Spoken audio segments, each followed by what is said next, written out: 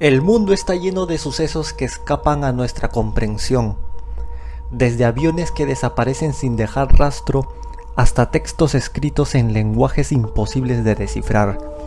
Hay enigmas que la ciencia y la razón aún no han logrado resolver.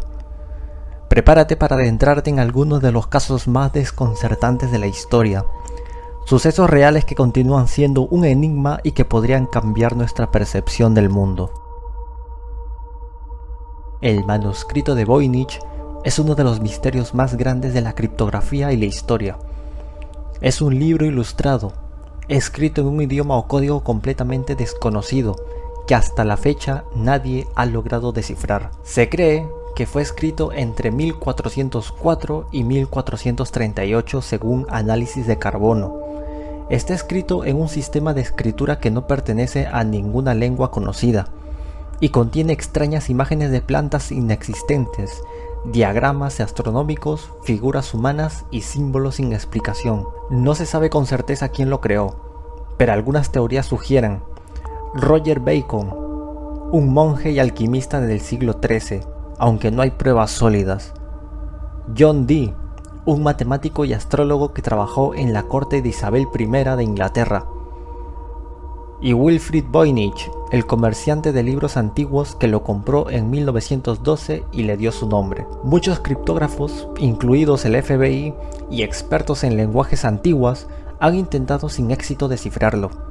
Algunas hipótesis concluyen: un lenguaje artificial o cifrado secreto, un fraude medieval diseñado para venderlo como un libro de conocimiento oculto, un idioma perdido o una forma de taquigrafía avanzada.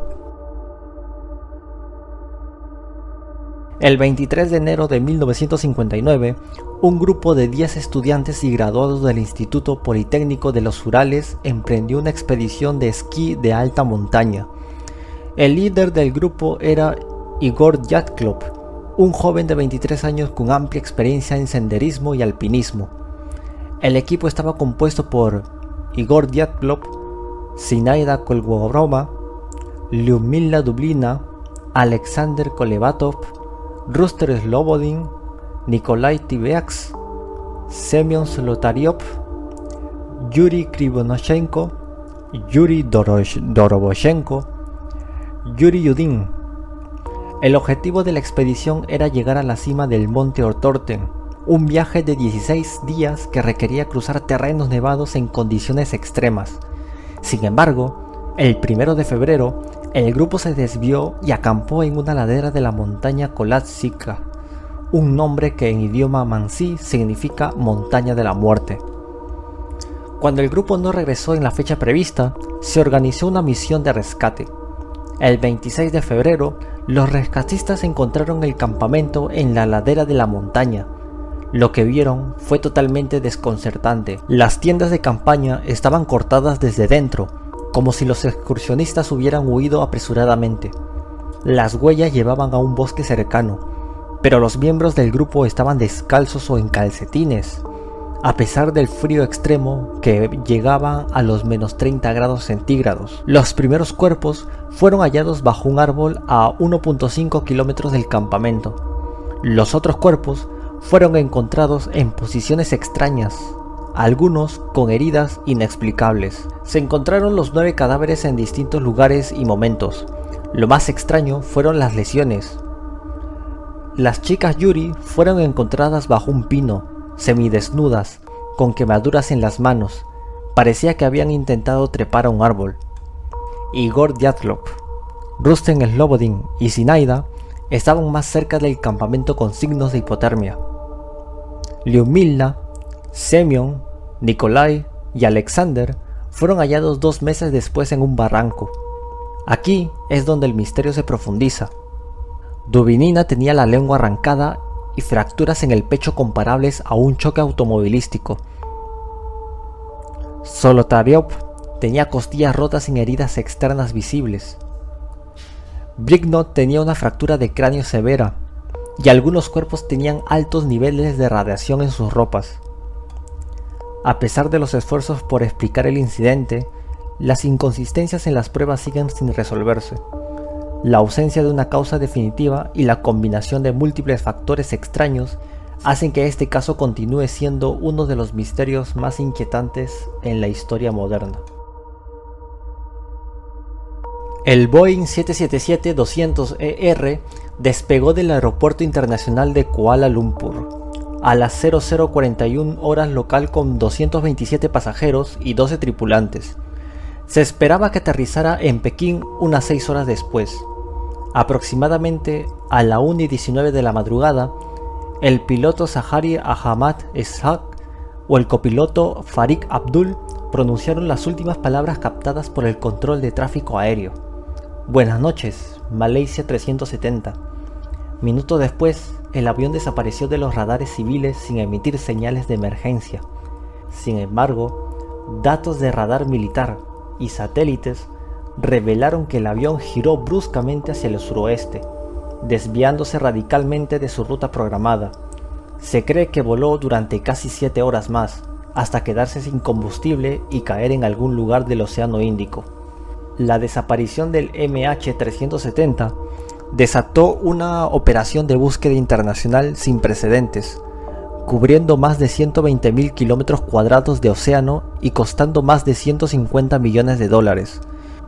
Las búsquedas iniciales se centraron en el mar de China Meridional, pero luego se desplazaron hacia el Océano Índico, tras descubrirse que los sistemas de comunicación del avión continuaron enviando pings a un satélite de Inmarsat por varias horas después de desaparecer del radar. En 2015 se halló un flaperón, parte del ala, en la isla de La Reunión, en el Océano Índico, que fue confirmado como perteneciente al MH370. Desde entonces se han encontrado otros restos en Mozambique, Madagascar y Tanzania, pero la ubicación exacta del fuselaje principal sigue siendo desconocida. Las piedras de Ica fueron descubiertas en la región de Ica, Perú, cerca del desierto de Ocucaje. Se estima que existen más de 15.000 piedras, aunque algunas fuentes sugieren que podrían ser más de 50.000. Fueron popularizadas en la década de 1960 por Javier Cabrera Darquea, un médico peruano que las coleccionó y promovió como evidencia de una civilización perdida. Según él, las piedras narraban la historia de una raza avanzada que coexistió con dinosaurios hace miles o incluso millones de años. Las piedras varían en tamaño, desde pequeñas del tamaño de una mano hasta grandes rocas de más de 1 metro. La mayoría están grabadas con imágenes de dinosaurios como Triceratops, Stegosaurios y Pterosaurios, mapas astronómicos y observatorios celestes, personas realizando cirugías, trasplantes de órganos y cesáreas, y humanos montando dinosaurios o cazándolos. Las luces de Hesdalen son un fenómeno luminoso recurrente en el Valle de Hesdalen, en Noruega. Desde la década de 1980, numerosos testigos han reportado extrañas esferas de luz que flotan, se mueven rápidamente o permanecen suspendidas en el aire. Científicos, investigadores y entusiastas del misterio han tratado de explicar estas luces, pero aún no hay respuesta definitiva. ¿Se trata de un fenómeno natural desconocido? ¿Actividad geofísica? ¿O quizás algo más? Aunque hay reportes previos, el fenómeno ganó notoriedad en la década de los 80, cuando los habitantes del Valle de Hesdalen comenzaron a ver luces brillantes en el cielo con una frecuencia alarmante. Se describieron como esferas luminosas de color blanco, amarillo o rojo. Algunas permanecían inmóviles en el aire, mientras que otras se movían a velocidad imposible. Ocasionalmente parecían responder a la presencia de testigos, acercándose o alejándose. En algunos casos, las luces fueron vistas emergiendo del suelo o del agua. Entre 1981 y 1984, la actividad fue tan intensa que los avistamientos ocurrían casi diariamente, lo que atrajo a científicos y curiosos de todo el mundo. En 1984 se lanzó el Proyecto Hesdalen, una iniciativa científica para estudiar el fenómeno utilizando cámaras, radares y equipos de medición electromagnética. Los testigos han reportado luces con distintas características, esferas luminosas de diferentes colores. Se mueven erráticamente, flotando, acelerando o desapareciendo repentinamente. Algunas luces parecen descender al suelo y luego elevarse de nuevo. Se han registrado ondas de radio y electromagnetismo asociadas a las luces. En algunos casos se han detectado en radares, pero sin una explicación clara. Las luces aparecen principalmente en el valle de Jesdalén, aunque se han reportado en otras zonas cercanas. La actividad más intensa ocurrió entre el 81 y el 84, pero el fenómeno continúa en la actualidad. El caso del hombre de Somerton es uno de los misterios más enigmáticos de la historia criminal. En diciembre de 1948, un hombre desconocido fue encontrado muerto en la playa de Somerton, en Adelaide, Australia, sin identificación y con pistas desconcertantes.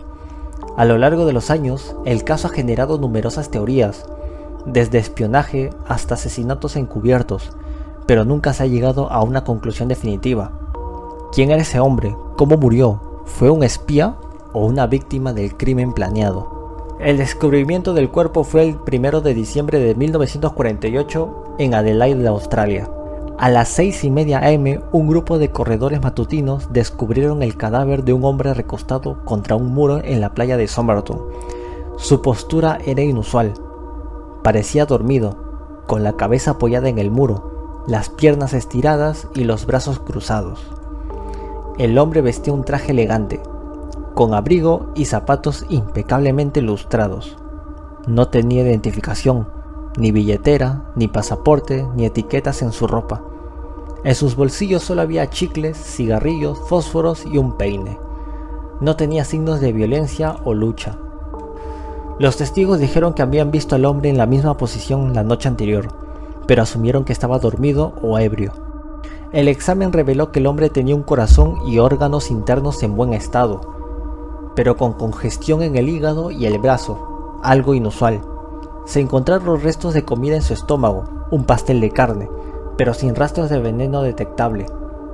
Tampoco tenía señales de traumatismos o heridas visibles.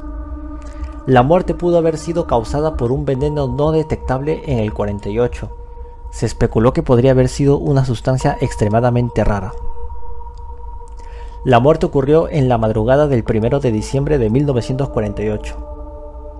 Sin una causa clara de muerte, las autoridades quedaron desconcertadas.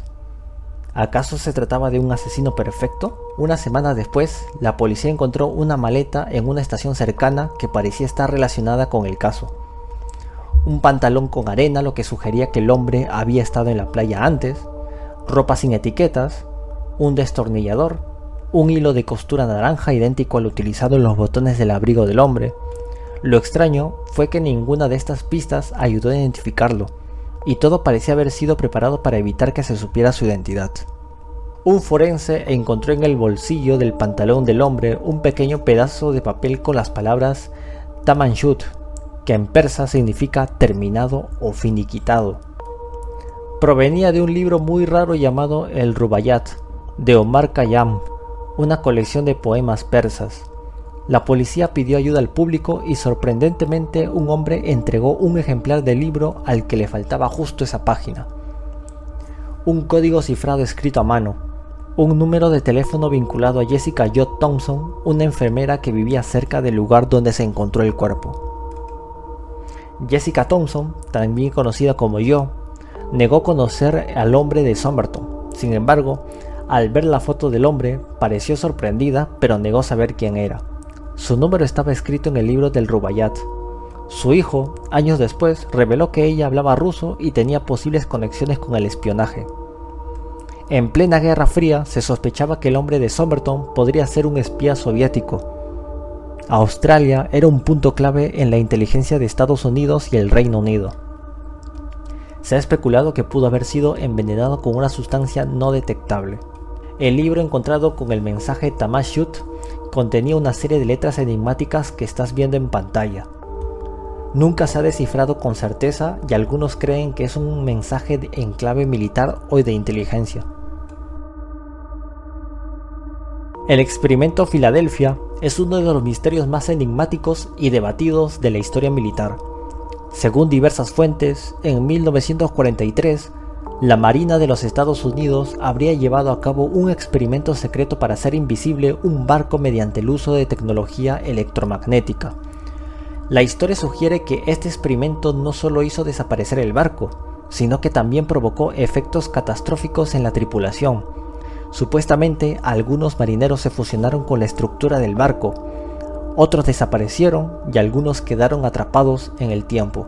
Todo esto ocurrió el 28 de octubre de 1943, en un lugar como el astillero naval de Filadelfia en Pensilvania, Estados Unidos. El barco involucrado fue el USS Eldridge, un destructor escolta de la Marina estadounidense. La Marina de Estados Unidos supuestamente quería hacer invisible el USS Eldridge utilizando un campo electromagnético de alta potencia. Se dice que el barco estaba equipado con grandes generadores eléctricos y bobinas Tesla. Estos dispositivos crearían un campo electromagnético tan intenso que doblaría la luz alrededor del barco, haciéndolo invisible al radar e incluso al ojo humano. El experimento fue un éxito inicial, pero tuvo consecuencias catastróficas. El barco desapareció por completo durante varios minutos. Algunos informes dicen que se teletransportó desde Filadelfia hasta el puerto de Norfolk en Virginia a 600 kilómetros de distancia. Cuando reapareció, la tripulación sufrió efectos terribles. Algunos marineros se fusionaron físicamente con el casco del barco. Otros desaparecieron completamente. Algunos entraron en estado de locura y amnesia extrema. Otros quedaron atrapados en el tiempo, reapareciendo y desapareciendo en intervalos. Después del desastre, supuestamente, la Marina canceló el experimento y borró todos los registros oficiales. Si te ha gustado el video, suscríbete a mi canal, dale like y compártelo con un amigo.